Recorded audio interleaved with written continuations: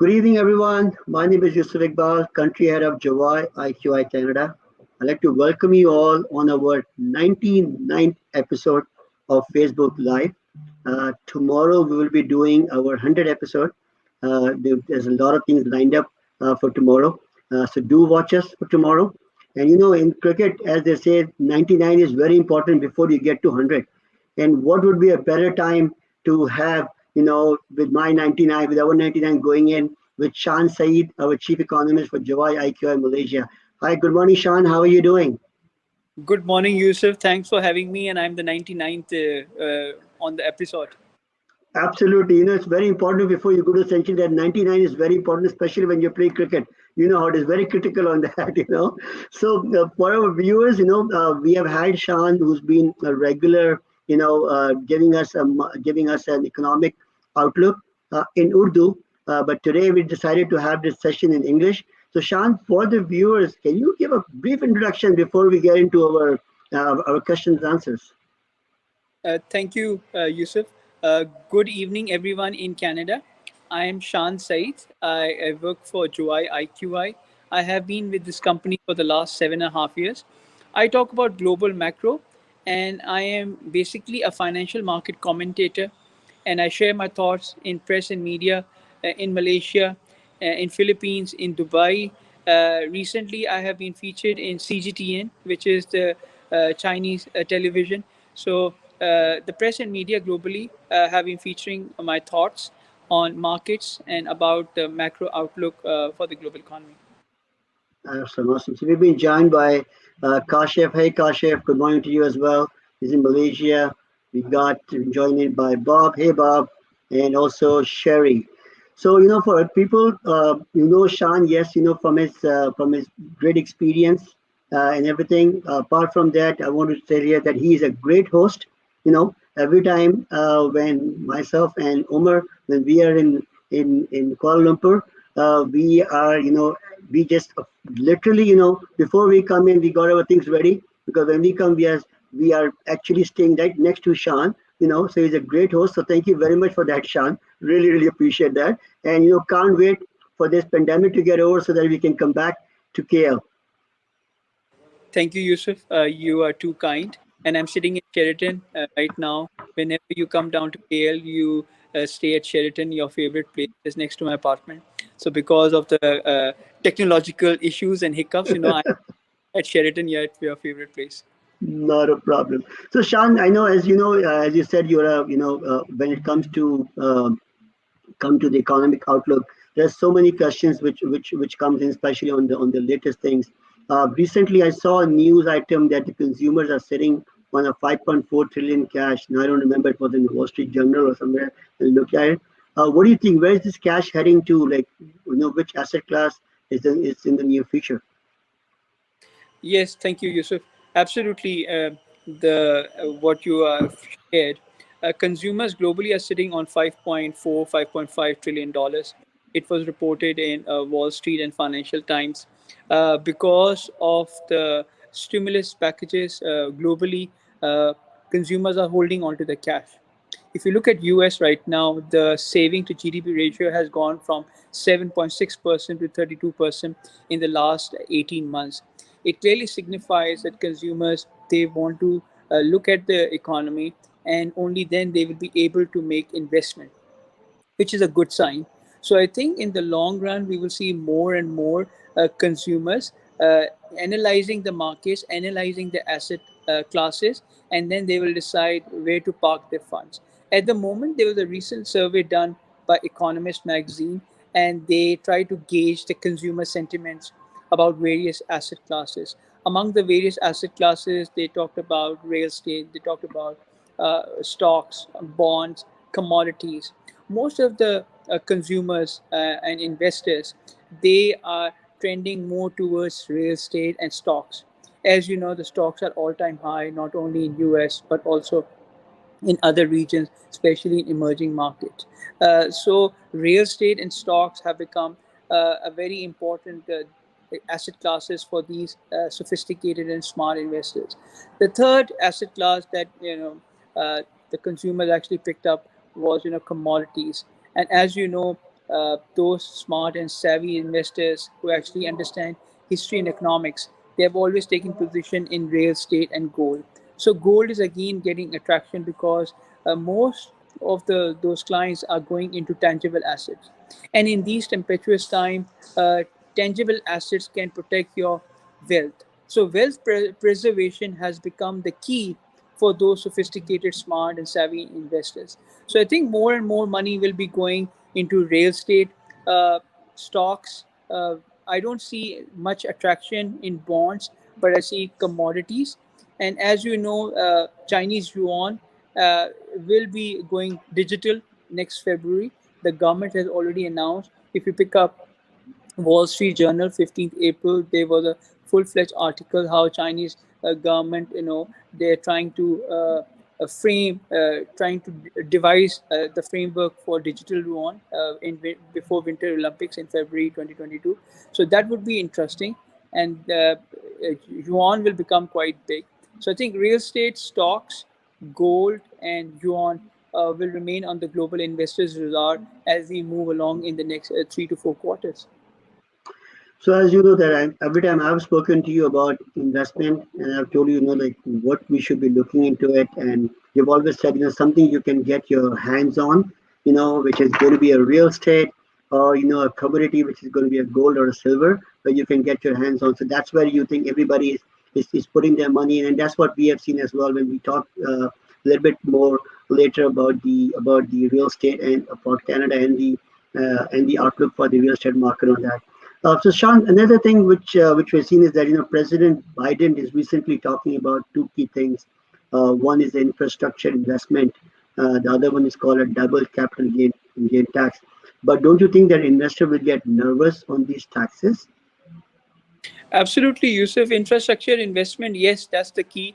The Democrats and Republicans have started debating on this issue, which is very important because most of the infrastructure in many states in US is totally dilapidated.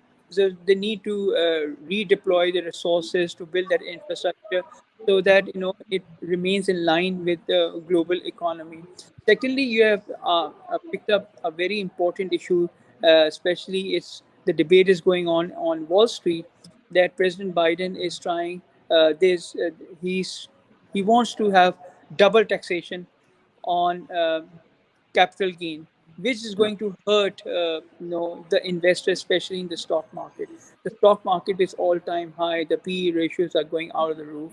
So I think once you implement this tax on capital gain, most of the investors they are going to retreat from the US equity market, and again that is going to hurt the US equity markets not only in the short run but also in the long run. So right now the investors are quite in a fix that they don't know what's going to happen, but they are very nervous. So if you pick up this Sunday's Financial Times that I was sharing with you, the investors are not very confident about this move because this is going to hurt. And as we shared at the start of the year, we shared, what is the difference between Democrats and Republicans?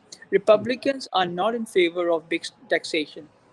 They don't interfere in the market. On the other hand, Democrats are quite big in interfering in the market, legislation, taxes. So in terms when Democrats are in the government, you have big issue with markets. That they always expect these Democrats that they will give too much legislation and laws, so that it doesn't bring confidence to the market. Investors, I believe in free markets. I believe that markets should be left on their own, and and investors should not be giving dictation. Nobody likes to get lectures or dictation from the government. So I think this move from President Biden is going to hurt investors, especially in the equity market. Right. Coming back to my thing, you were mentioning about the digital yuan a little bit on that. I know you mentioned a little bit. I know that it's going to be going to market a big time, and you're a very big fan when it comes to yuan. Just share your insight a little bit more about a little bit more history about it. Yes, Yusuf, I still recall when I was talking about Chinese yuan in New York.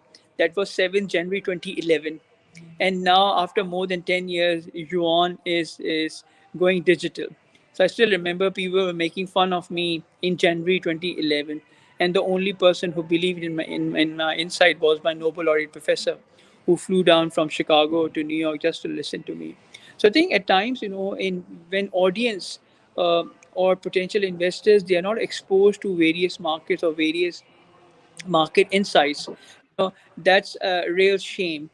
At Juwai IQI, we always believe in shared market intelligence reconnaissance so that investors stay ahead of the market. And what we shared 10 years back is now happening. And as I shared with you, Chinese government is quite focused, and they want to roll out digital yuan by February 22 before the Winter Olympics. So once it rolls out, consumers are already they are prepared to do most of the transaction with digital yuan that will be monitored by the PBOC, the People's Bank of China, the central bank. And I think it has got the framework. They have set out all the modalities and the modus operandi. So I think digital yuan will become quite big, and it will be a real threat to the US dollar. As you have seen with this pandemic in COVID, uh, digitalization of economy in various countries is happening at a much faster pace, and cashless societies are emerging. So you look at China, you pick up WeChat or Alipay, more than 50% of Chinese consumers are using these two apps to make their payments. So that clearly sends a signal to the market that technology is here to stay. And in the next 3 to 5 years, only those economies will move faster, or they will have economic progression where they will be focused on technology, and tech savvy labor force will drive the GDP growth for many economies. Got a Kashif has joined in, and again, something what he said for last 20 to 40% of the US dollar printed in last few months. How you see the impact on the global economy and the US dollar? Yes, the dollar in circulation, 25% are being printed in the last, from 9th March to 11th May, the bank printed $3 trillion. So if you calculate in seconds, it was 425,000 uh, dollars per second that was printed by Fed. So eventually, US dollar will stay weaker as we move along to the next 3 quarters. Since 2017, I have observed that US dollar has always strengthened in the first quarter, and the remaining 3 quarters, US dollars has always lost its momentum in the economy. So I think we are witnessing the same pattern in the first quarter. The dollar index was trading at 92.75, and now dollar index, when I speak to you, is trading at 90.82. So Yeah. it has almost 2% of its value in the last 25 days. So I think US dollar will stay weaker as we move along. Last year, US dollar lost 16% of its value against basket of currencies. And at this year, at July IQI, I've already shared in the market in Malaysia that US dollar will lose 20% of its value against basket of currencies, against pound sterling, against euro, against Canadian dollar, against many emerging market currencies.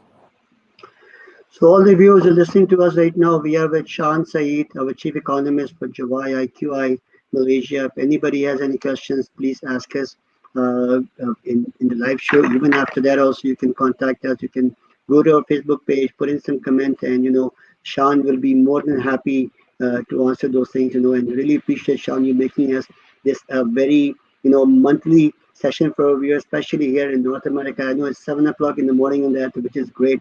So, Shan, before I get to my other question, one thing I always ask you is your take on Bitcoin. Bitcoin has been moving up and down. It touched 60,000 and it went below 49,000. So it will stay volatile.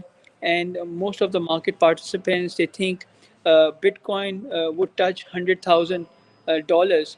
But I think with more regulations coming in, and there was a news item in US that President Biden is thinking to ban Bitcoin. So I think Mhm.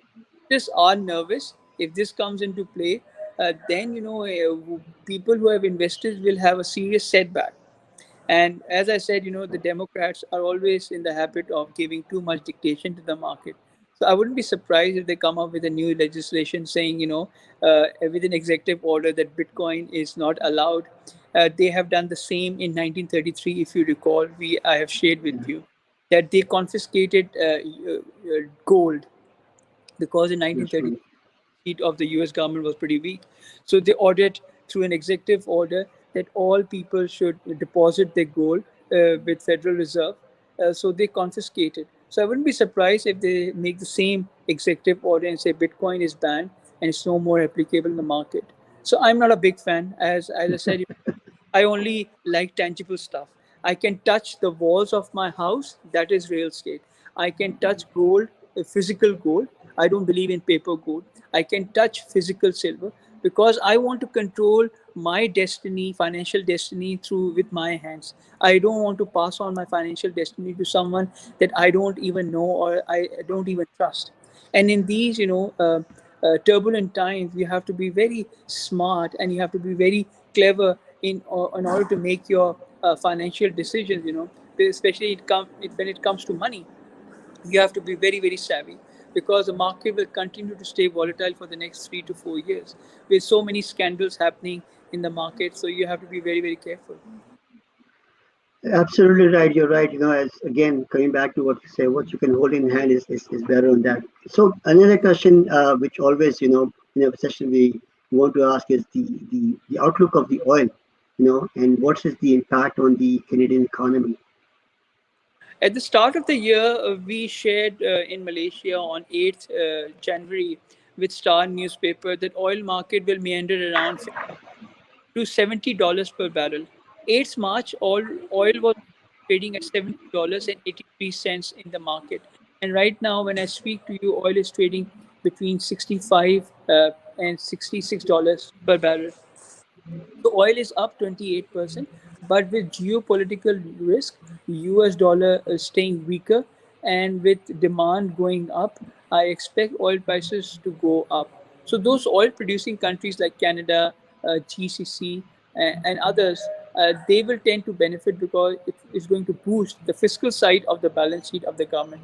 The government will have more money to spend because of extra income that they would get with higher oil prices.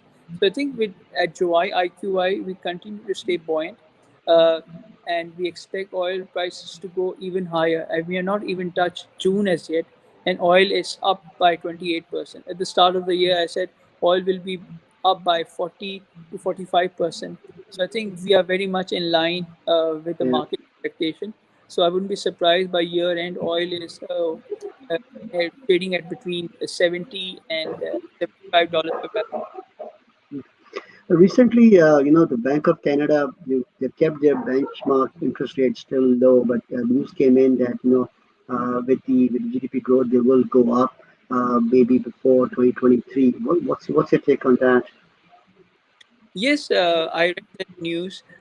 Bank of Canada, the central bank, they are monitoring the economy very closely, and they expect the economy to pick up momentum.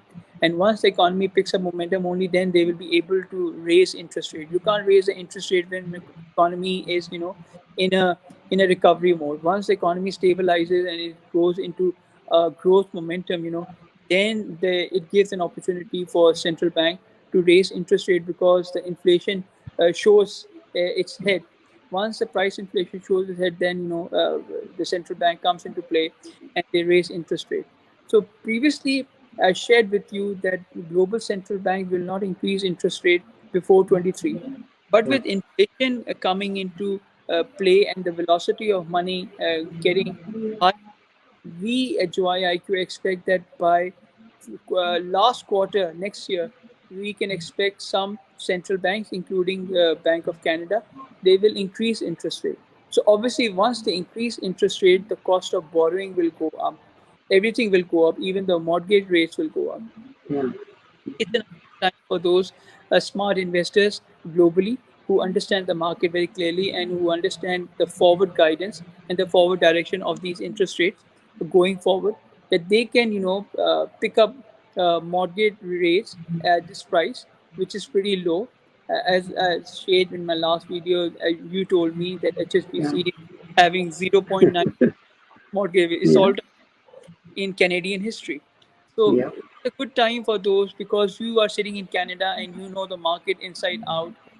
You can actually guide those investors who are moving into Canada that this is an ideal time, lock in their mortgage rates so that the cost remains on the lower side, because once there's central bank, especially the Fed or ECB or Bank of England, they start raising the interest rate, the other banks will follow suit as well. So I think this is a good opportunity for those smart investors that you can advise them that it's an ideal time to take position with bank loans. I totally agree with you, Sean, on that.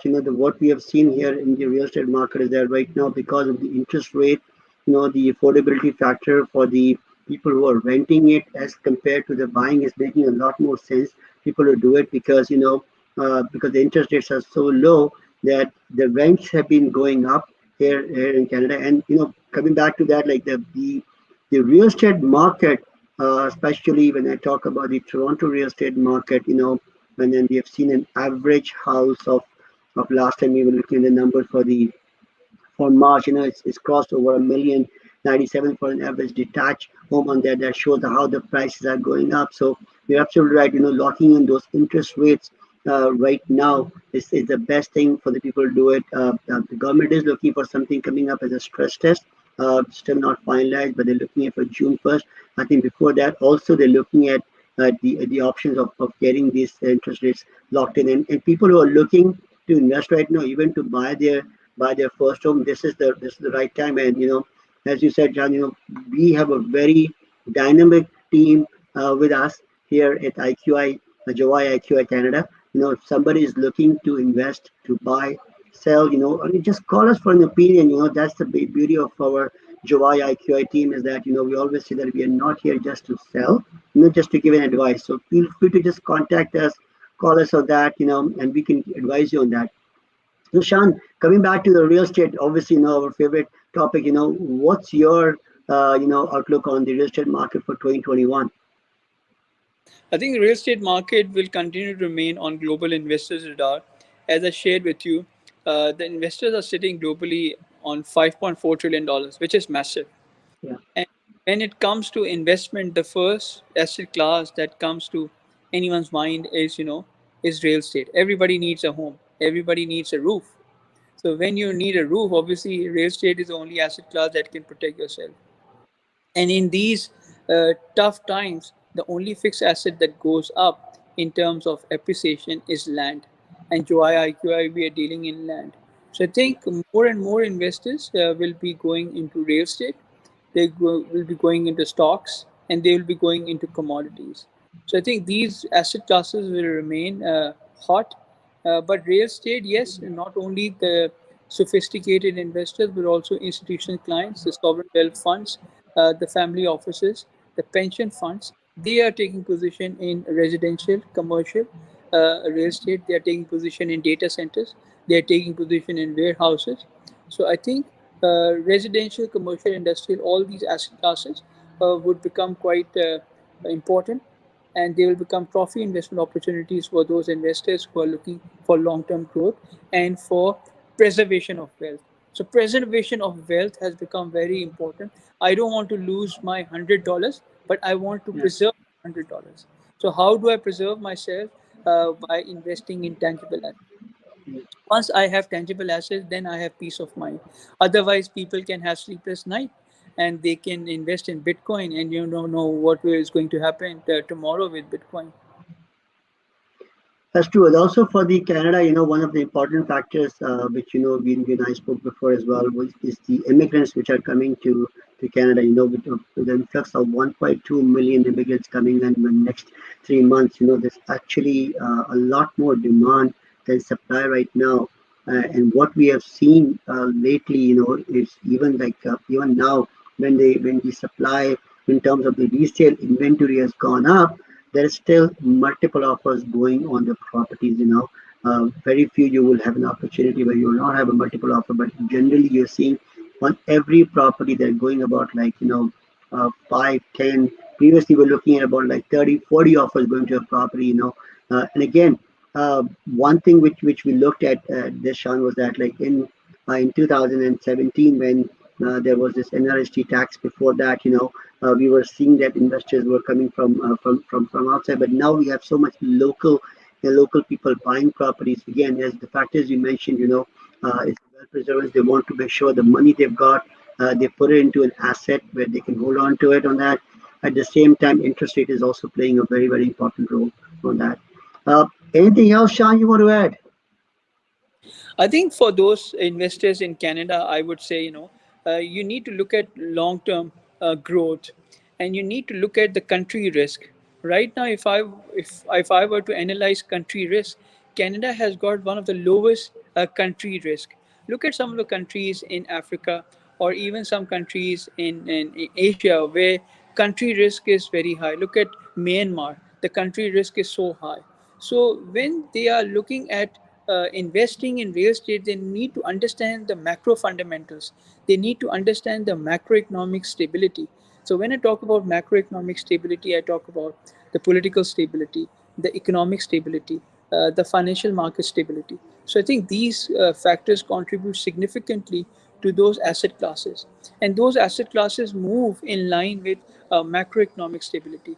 So I have observed wherever you have macroeconomic stability, the asset classes, they move up very strongly. So there's a strong correlation between asset classes and macroeconomic stability.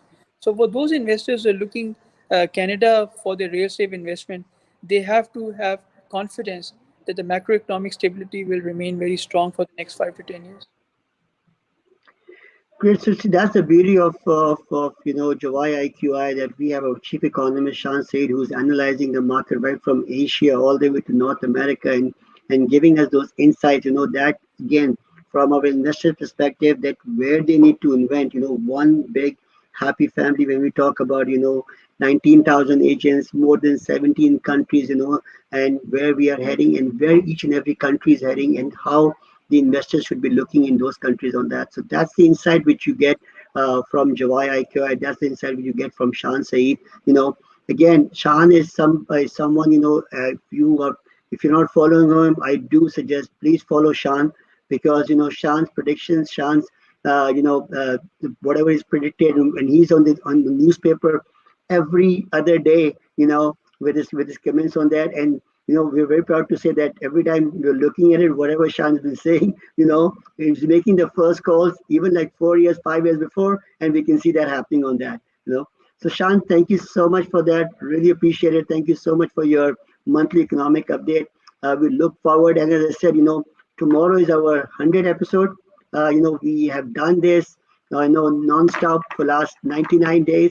And then 99 is always very, very important when it's come to that century, when we are hitting up that 100th century. So people who are there, please join us tomorrow for 100th episode. Thank you very much, Sean. Really appreciate your time. Have a wonderful day. Thank you, Bye-bye. Yusuf, for having me. Bye-bye. Bye. Bye bye.